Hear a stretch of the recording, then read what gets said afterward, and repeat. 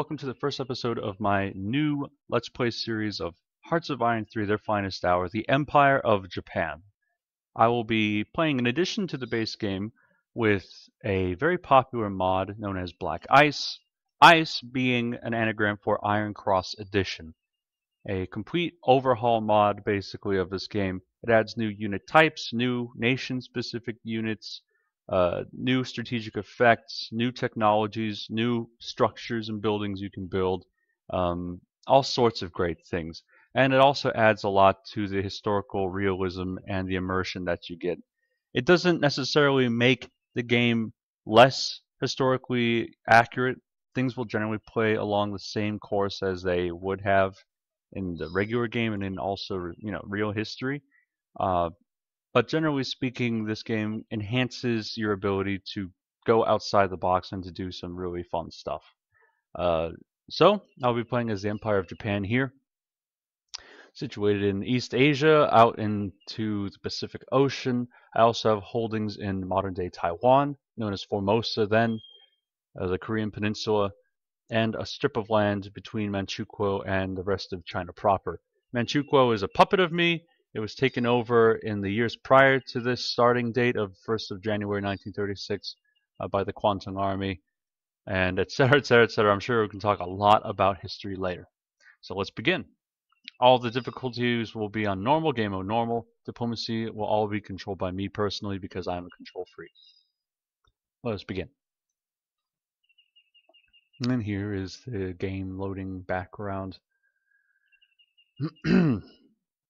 Now, as I'm playing as Japan, I'm going to be extremely aggressive. Extremely aggressive, because in that time period, Japan was a large, I wouldn't call it aristocratic, but it was definitely autocratic state under the rule of Emperor Hirohito. And the one thing that Japan lacked was not the manpower.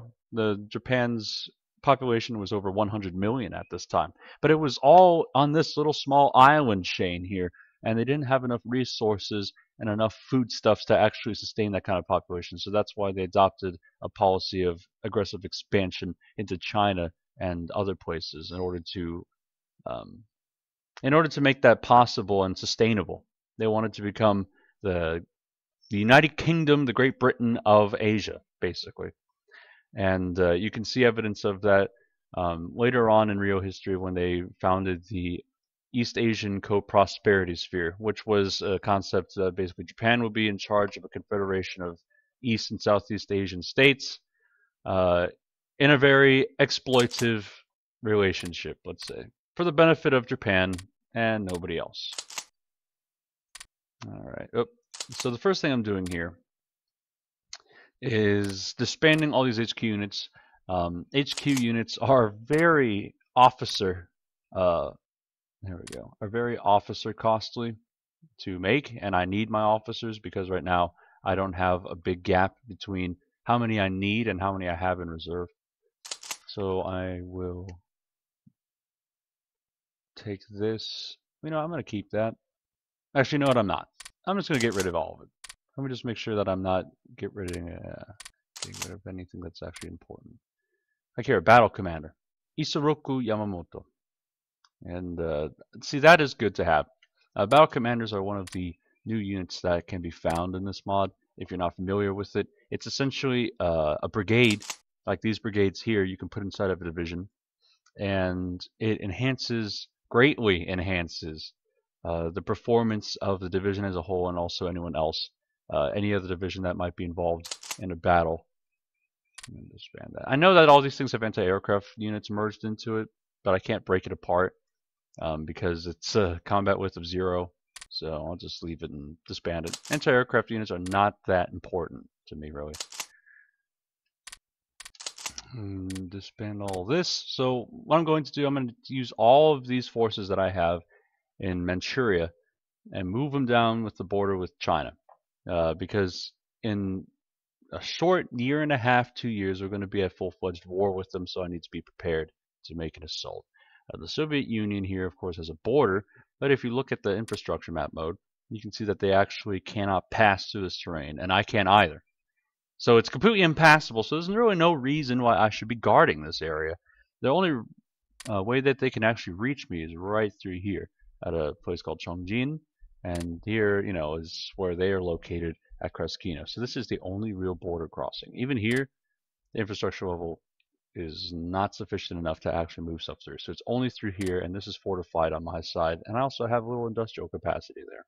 And that's another thing I'm going to have to do. I'm going to start building industrial capacity because I need to be completely able to, there we go, construct and maintain military units and to supply them throughout this entire campaign.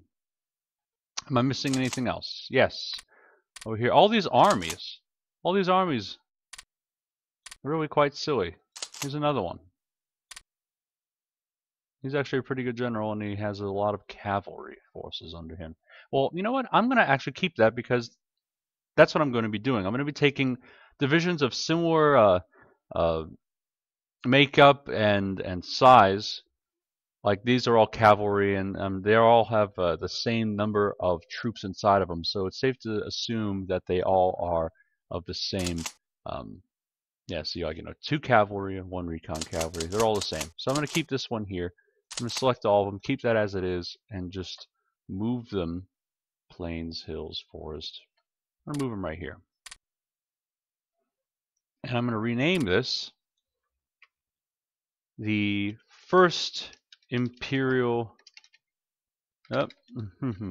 Cavalry Corps. So that's how I'm going to be naming my my corps here. The First Imperial Cavalry Corps. Crops. Crops. Oh, goodness. I need to start actually paying attention to when I type. First Imperial Cavalry Corps. It's going to be obviously the first. I think there might be even a second and third down the line. I know in this area here there's going to be at least 2. So this is going to be the first one, Imperial Cavalry Corps. They're going to have, you know, the same kinds of divisions within them, and they'll be broken up further as soon as I get armies remade. Like this one here.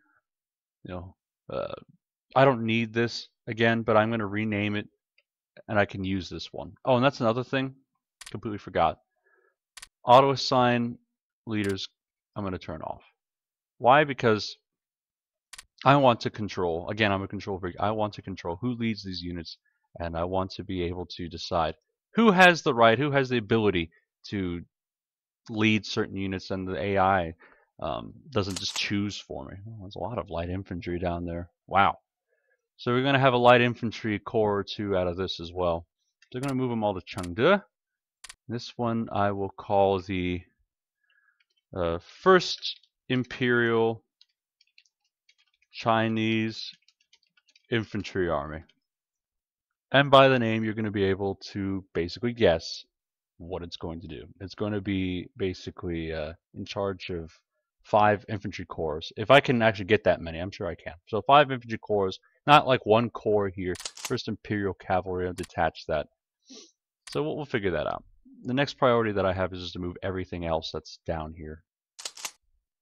Like these guards, okay, see these garrison divisions here? I almost call them guards brigades. These garrison divisions, generally speaking, if I don't have a pressing need for them, like let's say if I had a garrison, I do, like right here on Iwo Jima, or here on these islands.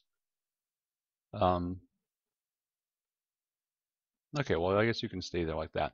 So on these islands like this, I will keep garrisoned forces, and they will have leaders. But if it's gonna be like on the mainland, just to do police actions and everything, they don't need leaders because they probably won't be seeing direct combat. So I'm going to unassign all of the leaders of these units. No leader. It's fine. 2 garrison units. I want to be able to. There we go. I want to be able to have a lot of flexibility in my leaders. So if I can use these guys somewhere else, then I don't have to go looking for them, and they can stay there. And I actually have a lot of cavalry in Yamashita. Yamashita is like one of the best Japanese generals. And you can see why. Skill 5, so I'm going to unassign him as well. He's going to actually be in charge of like my elite Marine Corps, which I will have at some point. I'm going to move these guys to Chengde as well. Everyone down to Chengde, please. Any garrison units? You, sir. No leader. Okay, down to Chengde. Everyone down to Chengde. except you. I'm going to put all of my leaderless garrison divisions somewhere else. I'm going to move them down to Huludao. Alright, so we'll put you guys there. No garrisons, no garrisons. You two are garrison units. Huludao. You two are garrisons. Huludao. I'll keep the one garrison unit that's inside of the capital of Manchukuo at Harbin. There, that's fine. And I'll move you guys to Chengde. And I'll even move all you guys to Chengde. Looks like they have almost, anyway, they almost have similar makeup. I'm going to move all you guys just down here. And we'll see what I can do with you. Now that that's finished, see what other units I have here. I have my one light tank division, my only armored division that I possess. I'm going to move you down to Yutian. And you have a bunch of battle commanders in here. Battle commanders are wonderful, guys. If you do play this mod, make use of them. They are great. I want to put you guys in Anshan. They're really costly on officers, even more so than like HQ divisions, but they are excellent force multipliers. So let's see. Akita, Yuiko, you don't need to have a leader, and you're going to be stationed in Pyongyang. You don't need one either, and I'll put you in Mokpo. You can stay there. Just not have a leader. I'll detach that. Okay. And I'll move you here. And so I have a pretty strong force of guarding the border with the Soviet Union as I withdraw everything else westwards. Now I'm going to take this, create a new higher command, and this is going to be in charge of, let's do strategic redeployment to Suwon, and we'll have this as the Korean Garrison HQ. Pretty straightforward, that's exactly what it is. And we'll attach you to the Supreme Command in China. So there you go. And we'll have a leader too. Probably someone that actually has some ability. Order of supply consumption minus 20%. You got it. And you are completely expendable. Bam. Now that I've finished beginning the reorganization of all my forces in China, let's see what else I have to do. More efficient laws, mixed industry, specialist training. I never really deal with that right now. More research possible. That I can definitely deal with. So I don't need any diplomacy. And I really don't need espionage either, but I would like spies in my country just to kind of sway things in my favor. So here with this, every 3 months I'll get a spy. Well, let's bump that up a little bit. Let's make that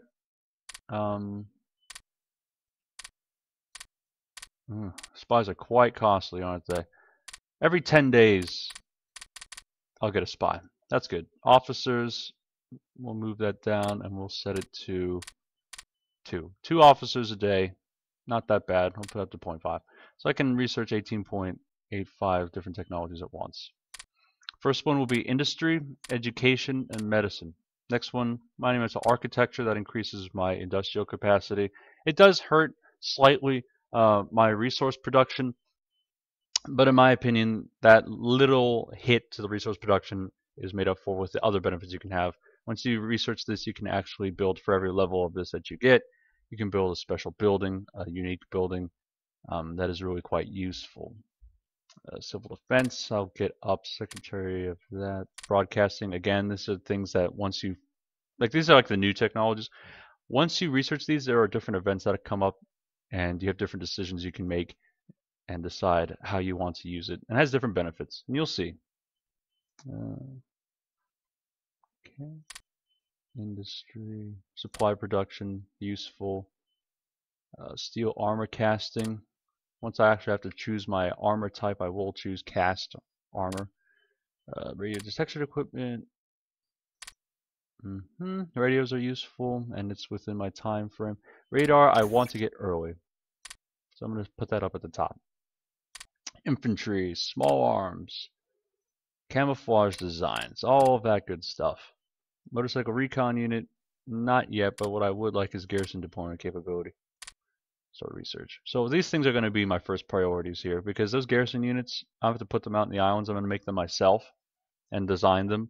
And if they weigh that much, because they usually weigh like 1,000, quote unquote, 1,000 weight, this really greatly reduces it. So it's nice to have. And the motorcycle recon unit, I'll queue that up after. Truck and prime mover reliability. I'll queue that up. I'm going to be using a lot of infantry in China to fight the Chinese, so I need to have my infantry, a little faster, a little better. I can wait the extra 5 days. They can't. Light artillery, I'll take that. Heavy AA guns, I'll take that. Motorized artillery brigades. Small caliber tanks. I would like some tank capabilities, but I'm not going to be really big on tanks. Artillery carriage and designs. These stuff are like the secondaries. And now I'm just picking up my secondary importance things. I already have marine infantry, which is nice. I'll get all of that on the research queue. Basic 4-engine airframe, that'll be good. Assault gliders, not really big on. It's good when you're in Europe, but for this situation, not really. I'm going to be using, long distance stuff, submarines. So I don't have a lot of submarine technologies right now, but I want to. Submarine AA armament, I'm not really worried about, but the range and definitely their visibility to enemy ships is important. Sonar detection equipment, sure. A lot of convoy raiding is going to be going on. Now, as a Japanese, my Navy has a lot of technologies that are somewhat advanced. Like my capital ship technologies, pretty advanced, pretty advanced. Fast battleship. Wouldn't that be kind of fun? Takes extra time to build and more IC, but they go faster, they have better air defense, more hull, and better positioning. I'll think about that. I have a year to think about that. Battleship armor slows them down, but they get better sea defense and such. Fire control system, that's always good. Capital ship main armament, that's always good. Carriers, I'm going to be using a lot of carriers. And I'm just going to start researching. My carrier technologies are really advanced compared to other nations. And like cruisers, sure. Heavy cruisers, sure. Okay, so there's a lot of things that I'm going to be researching. I'm already up to 50. I'm not even getting to my actual combat doctrines yet. I can research that after these, I think. So, now that that's done, I'm going to have a lot of stuff moving. Let's move all these guys out of Tokyo as well. We'll move them to Takayama. And now let's look at the production tab. There's a lot of things I have to start out doing. So we can do that. Increase production. Give it a little extra. Put reinforcement way down to like 0.5. That's usually a good place to have it.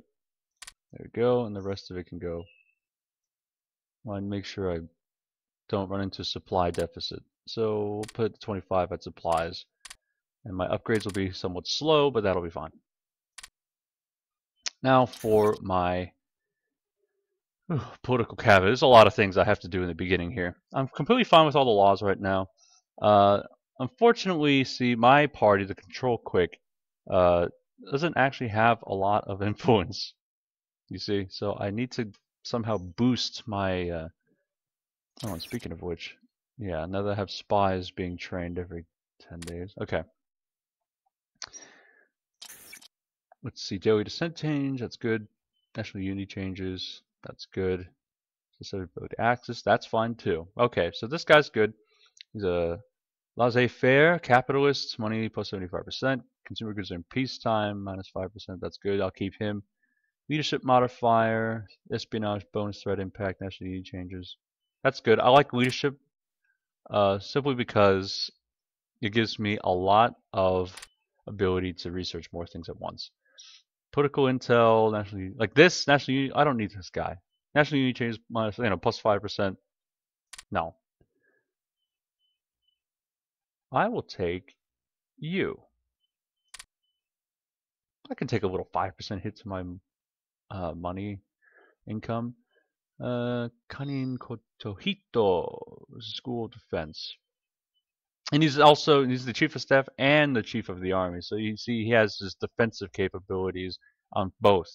I don't want to be defensive. I want to be assaulting and attacking places. But I don't really have much of a choice, it seems. These guys, decisive battle doctrine. Land organization plus 10%, they share that. Defend reinforcement chance. I'm gonna have to keep this guy because he's actually quite good.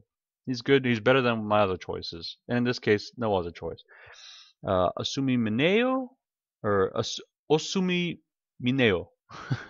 I'll have to get good at saying Japanese names here. Power projection.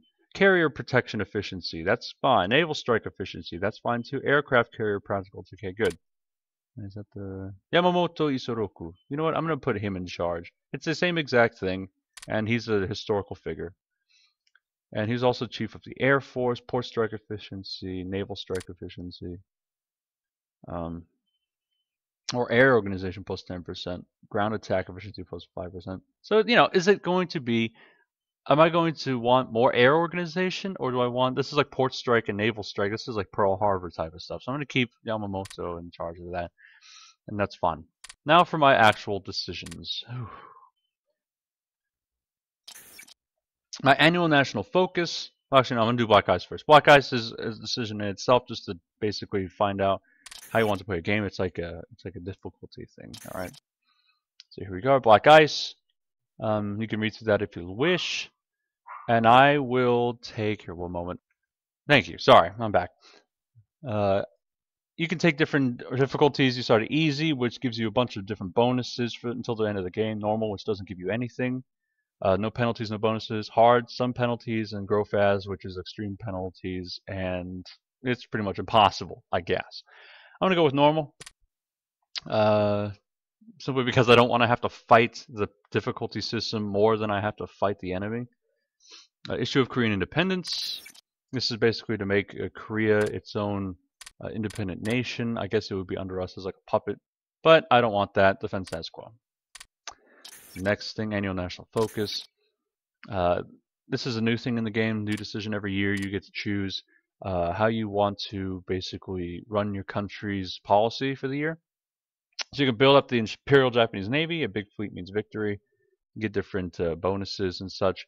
You build up the army. We must defeat China or perish. Again, different bonuses. Forget the military for now and build up our economy.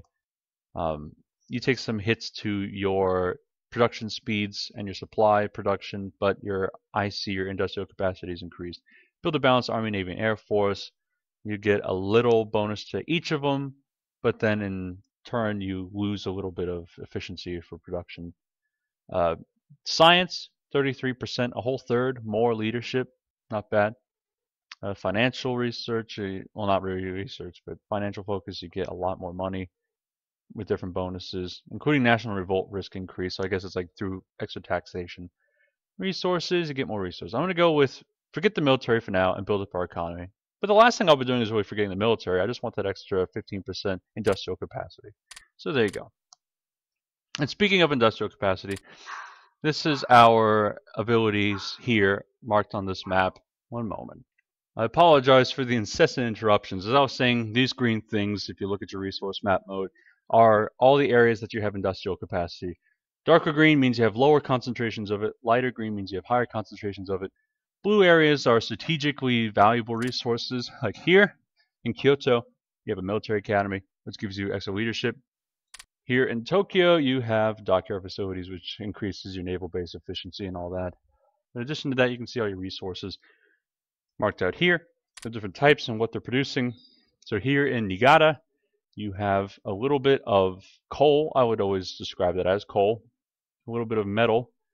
And very, very small amounts of rare materials. Rare materials are quite valuable. But even more valuable than that is oil. I don't really have any sources of oil on the mainland except for here at Akita. And it's not that much. It's just enough to actually make me have a little bit of a surplus, but not enough to actually get like a large reserve just in case I would need it. There's also a little bit here on the northern tip of Taiwan, at Taipei, or Taipei, it's marked here. Another just small amount of oil. Now, if I want to be Imperial Japan, I need to have large fleets of aircraft and ships going around. I need a lot of oil to fuel those things. And there's not a lot of oil in these areas. There's some oil here actually, in the north of China, but it's even smaller than the ones that I actually have access to. Here in Tianjin, unknown amount of oil, but we know that has a base of 4. So it's similar to these areas here that has a base of 4. There. My base value is 4. That area has 4. So I'm going to be really going after oil. Here's another one. This is part of the Soviet Union. I will have to eventually go to war with them. And I will. I'll do it quite aggressively too. I'm going to go to war with them. Their base amount is 4 here. And they had another resource of oil here, which is also 4. So, I mean, there's a lot of different areas I can get oil from. Not really much resources up in this area in Siberia here. But down in this part, definitely a lot. But if I want oil, I have to go down into Southeast Asia. If you look, all the little black drops are all over the place here. Like here in Borneo, you have it here, base 14. Here, base 11. And this side, you have a base of 8. These are the real big oil places. Here's another one. There's a base of 8. Dumai, the base of 14. Again, another big oil producer. Vietnam and Laos also have a lot of areas here with oil. But it's like 2. But it'll help. It'll be supplemental amounts, but these are the big areas that I want to take over. And they also have strategic resources like rubber, cinchona, gold, an oil refinery, which would be nice. Also, the Philippines has its own resource here of gold, and that's what I'm going to be taking over as well. And they also have oil too. I didn't even know that. So yeah, 8. Well, that's actually not bad. Yeah, so I will be attacking a lot of places completely based on the resources like the real Japanese Empire did. And, well, it sucks to be them, but that's how it is. Consumer goods went down, so I'm going to put up here. Okay. So let's go ahead and start the clock and see what happens the next day. Did I miss anything? No. Okay, so we'll just start the clock. Aircraft carrier, hangar, and armor, radar. Yeah, I know. Production license inquiry. Yeah, you can build one plane, sure. Whatever, Hungary. Oh, that's right. I'm going to align myself towards the axis. Line of action, accept. And there you go. It doesn't cost me any diplomacy points or anything whatsoever. It's completely free. So I'm going to fly towards the axis as soon as I can. 18. Let's speed the game speed up a little bit. And everyone wants to buy stuff. There. Good. Extra money. Oh. Fascist militia brigade. Create them. Why not? Autarky for our economy and expand our synthetic industry. Lose 18,000 supplies. Yeah, I would do that. And somewhere in my lands, a new strategic resource like this one would pop up somewhere. And because of that, when I would do that, I would actually have a new set of resources that kind of like these areas here that produces all these resources. I'd be able to produce my own in a completely different place that didn't have them before. So expand. And we'll get some kind of notification about that. And my consumer goods increase. That's fine. There we go. There I go. I just want to make sure that I have enough to finish these different building projects to supply my forces, and upgrading will happen eventually. They'll go down bit by bit. So, slow this down. I'm going to talk about my general strategy. When I watch other people, because I do watch, Let's Play series of Japan on YouTube sometimes, and I like Germany and everything like this, but this is one of my favorite games to watch. People's strategies are, very, they're very different from each other, but at the same time they aren't. And it's frustrating to me because it seems like every time I see someone play as Japan and they attack the Republic of China, they never know what to actually do.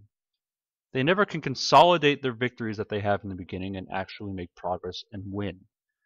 Okay, Black I.C.E. Battle Commander Introduction. I'll finish this whole thing up by griping about people playing as Japan later. The Battle Commander unit represents an important general. This unit can be used to turn the tide in a battle and provide a bit of extra flavor to a command. So I'm going to basically keep maximum battle commanders. And I'll lose Yamamoto, but that's okay. That's completely fine. So I lost Yamamoto. No, he's right here. Well, never mind then. I guess I didn't lose him. But yeah, I mean, he's like a naval admiral. Isoroku Yamamoto, but when I get my huge marine forces started up, he's going to be mixed into one of those divisions of marines, and he's going to be like the heavy hitting marine division out of that entire corps. It looks like I'm losing a lot of resources. Well, that's not fun. Okay, fine. You know, I'll pay him. I have a little bit of money to spare, right? No. AFE engine type. Here's another one of those events that you can basically make a decision and it will affect the rest of your game. I'm gonna go with gasoline engine. Do you want revolts? Yes, do you? Worse? No, sorry, I'm wimping out. So this is a big question that I was thinking of before I started playing this. Do I want revolts or not? Because like I was saying, I don't want to be fighting the game mechanics more than I'm actually fighting like the Americans and the British and everything. And revolts still do break out.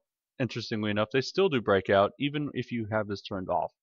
So I'm gonna wimp out. Sorry guys, but honestly, I want to be fighting people, and let's just assume, let's pretend, you know, offhand that Japanese occupation forces, when they came through China, like in Nanking, they slaughtered everyone.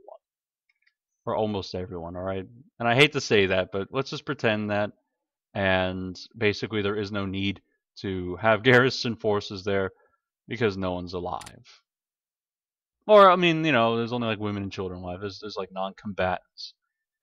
Let's just pretend. Because I will garrison China. I mean, I'm not going to keep it undefended. There will be garrisons of several thousand men in China all over the place.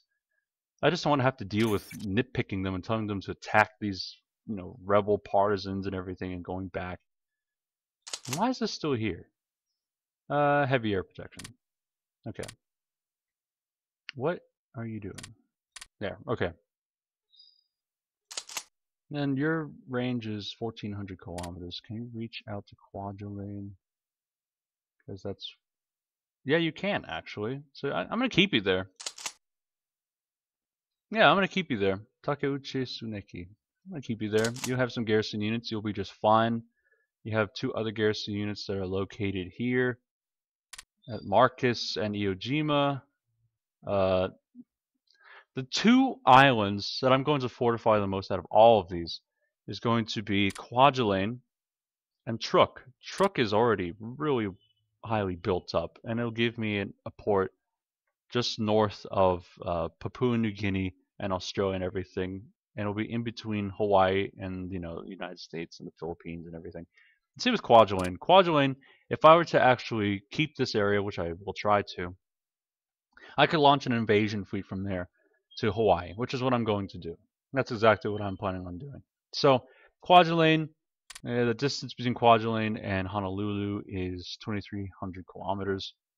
More than, you know, enough. Well, actually,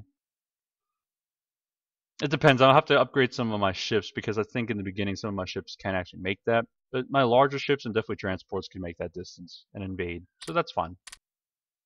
I'm 12.13 money. How much money do I make? Not enough. Nope. Nope. Nope. Okay. Let's keep going. United States. No. No. Everyone can stuff your trade offers. I'm not interested. Alright, let's look at these units here. We have 3 infantry brigades, 1 artillery. 3 infantry brigades, 1 engineer. I'm going to make my standard infantry division 2 infantry brigades, 1 engineers, and 1 artillery. So I'm taking these guys, I'm going to move them out to here. And this, I can't create a new unit for some reason. That's a little strange. Yeah. In fact, I can't break apart any of these. Oh, it's because I just strategically redeployed them. They can't be changed like that yet. So yeah, we'll wait on that as all these other movements finish up. Oh, looks like I missed some. Get down to Chengde. Who are you? Okay, Hideki Tojo is here, and he'll be in charge, I guess, of the actual army group. So I'll move him up to Pingshuan. Okay. You don't need to be anywhere, so I'll put you in Quancheng. Okay.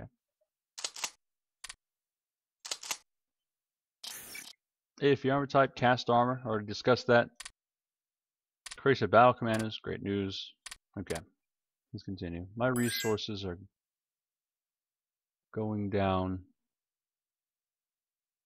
I need to find some way to stop that. How long is it going to be until all these are finished? Oof.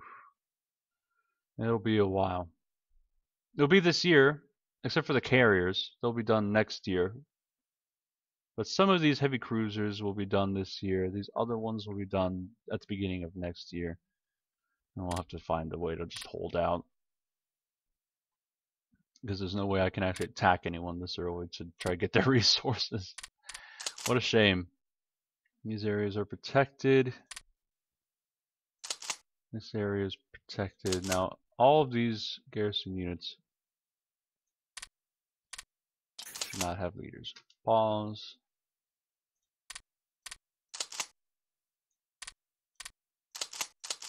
I'll move you up. Okay. I'll put you in. So all Supreme Headquarters units, except for Korea, because the distance between all these is really small. All Headquarters units, Supreme Headquarters units will control the garrison units in their respective theaters. So here, we'll attach you to that, and we'll deprive you of a leader. Same thing, attach,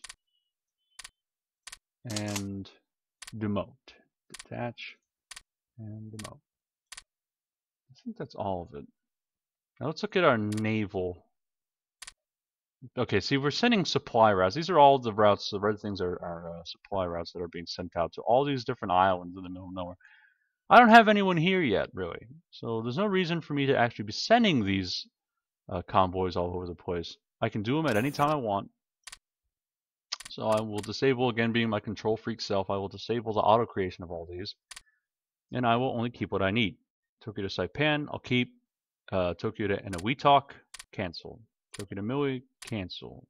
Alio Lap, cancel. Kwajalein, cancel. I can always put them on whenever I do need them. Let's see. Truk, Yap Island, Toyohara, don't need it. The Osir of Poromusir, don't need it. North Palau, don't need it.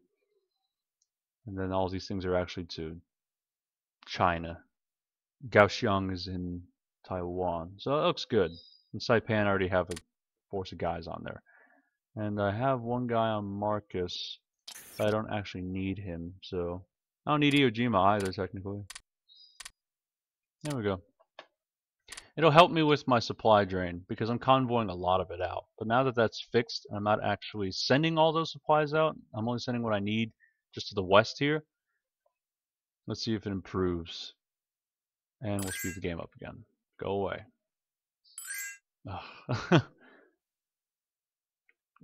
Okay, well, it went down a little bit, but not by much. We might have a bit of a problem here.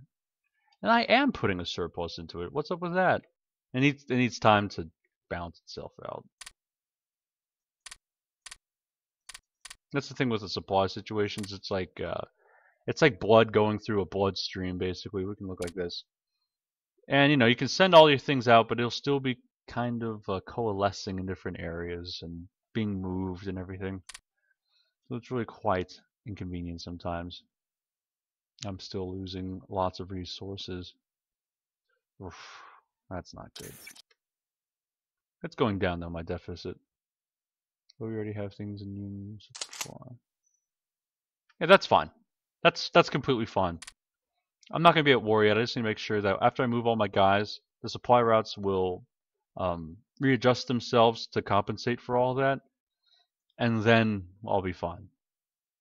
So there's a lot of things. I'm probably going to kill my supply situation quite badly. How are my research things going? They're going pretty well. All of them are around the same level. How many spies do I have? Active domestic spies 5. Okay. Almost to 10. Oh, I'm down to 35, like 35 crates of food. Like, oh hell. Nothing really bad happens. Oh, we got a transport aircraft here. Under Yamashita? What in the world? Why is he in charge of the transport aircraft? I'm going to put my transport aircraft over here. Is that the only one I have? like it. I only have one. Okay. I'll have to reorganize the organization and the order of battle for all my naval and air units. Oh, look, we're breaking even at 35. It's a miracle. Can we go pause? Yes, we can. It goes up by 3.65 every day. Huh?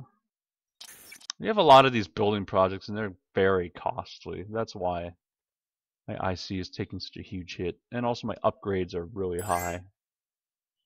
Once I finish this first batch, I'm going to start actually building I.C.E. and trying to work on my resource production capabilities. And that'll be next year when the technology is actually viable. I don't want to waste time trying to research things that are too advanced for me by 2 years. Next year, it won't be that bad. All these things are still moving. That's good. Now, let's break these apart. I have an engineer unit here. Take that infantry brigade out. Now we'll move them to Luan He. There we go. There we go. Nothing I can do about that. We'll just move them over here. These things are like going to be like mixed infantry divisions. So we have that. 2 infantry brigades, 1 engineer brigade. And we'll move these as well.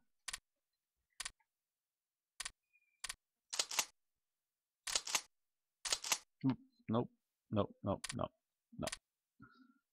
Okay. So like that. So I'm going to be moving some individual infantry brigades out. It seems like in this one I'm going to have to build artillery, and these guys I'll have to train 2 units of engineers. No problem. No problem. I'll get them queued up right now. Oh, do brigades. We already get elite marines? Well, that's nice. Yeah, so we already get like elite marine units. Very cool. I just need engineers, however, as reserves to parallel start, and I also need artillery. Same thing. Bam. Okay.